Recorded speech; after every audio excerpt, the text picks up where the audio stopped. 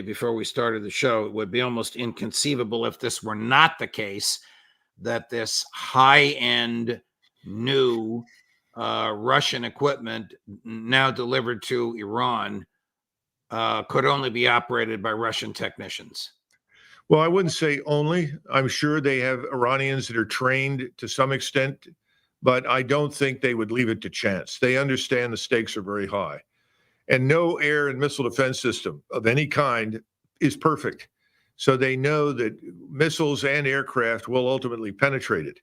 But if you can make the cost of penetration very high, shooting down most of what is coming in your direction, as well as the aircraft, then you can have an impact on the campaign. And I think the Russians know to do that, they've got to be on the ground in Iran.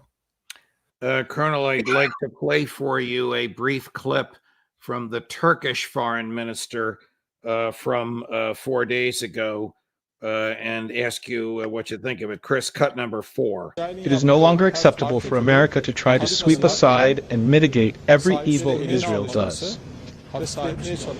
Let them heed our warnings. I say this as the children of the region, as the people of the region.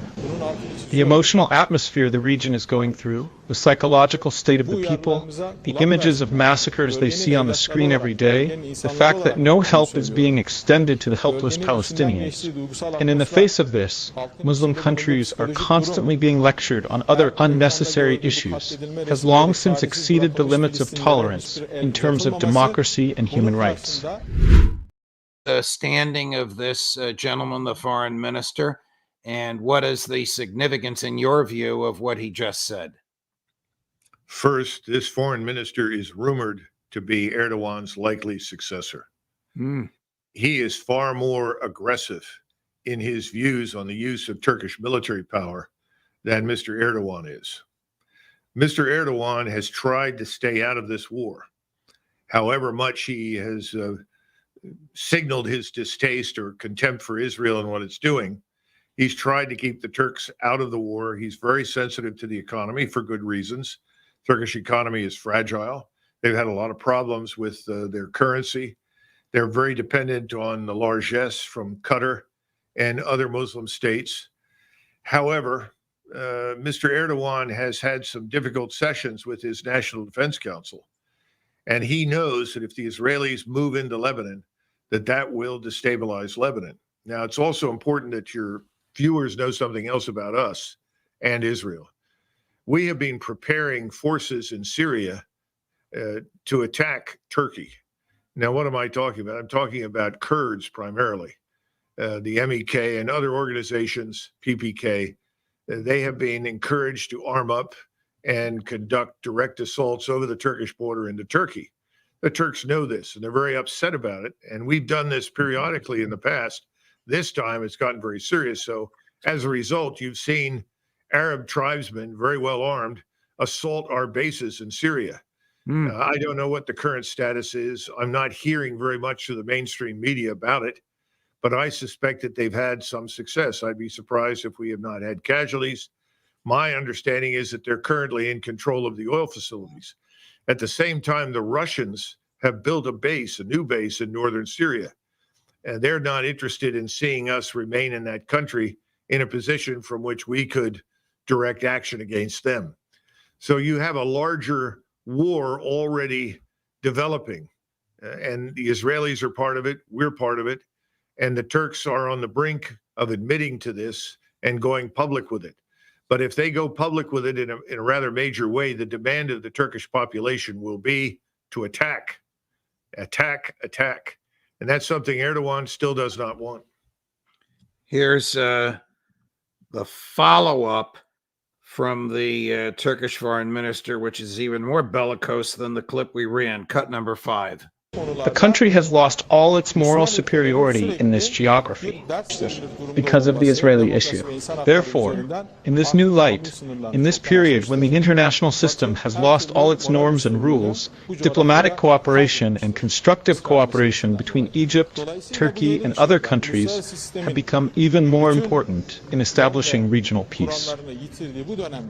Because the collapse of the international system is now an equation, we, as the powers of the region, region as a country are trying to truly embrace the issue and do everything we can together. In the name of peace, in the name of stability. And said that the Turkish military is competent and commendable. Well, I think those are accurate terms. The Turks are very proud of their country. They're a martial people. I think the average Turkish soldier is a very tough and formidable opponent. Now, I don't know how much experience they have with large unit operations, but it would be a mistake to underestimate the Turks in any case. Now, are they likely to come in quickly? I think that's not the case because we have not yet seen the war explode onto the scene against Hezbollah. If Hezbollah becomes decisively engaged by the Israelis, then I think we're going to see some movement from the Turks. The Turks are also sensitive to the fact that the region that he's in Syria, Jordan, the Arabian Peninsula, all the way to Egypt, this is historically Turkey's sphere of influence. It's not historically Iran's sphere of influence. Yet the Iranians have taken the lead for the Islamic countries to oppose Israel. And this is uncomfortable. The Turks really feel that they are the once and future kings of Islam. After all, the last first caliph of Islam, or genuine caliph of Islam, was the Turkish Sultan. Since then, there's been none. That is in the backs of people's minds. Now, how far will the Turks go? Well, if you're a Syrian, you have mixed feelings because Syria was a province of the Ottoman Empire. And the Turks tend to view most of the territory, certainly from Kirkuk in Iraq, north, and all of Syria, Jordan, and these areas, and Israel itself, as part of their sphere of influence. So they have mixed feelings, but things are desperate. The Arab states are desperate. They fear all sorts of things. Arabs are expressing the view that the Israelis want to conquer the Suez Canal and control it. Whether or not that's true is hard to tell. I think it's unlikely, but the Israelis did seize a portion of it in 1956 when the British and the French intervened in Egypt. The point is there is more than just a little concern. And the elites, as we've talked about before, General Sisi, King Abdullah in Jordan in particular, on very shaky ground. Those men know that their lives hang in the balance and they could be gone at any point in time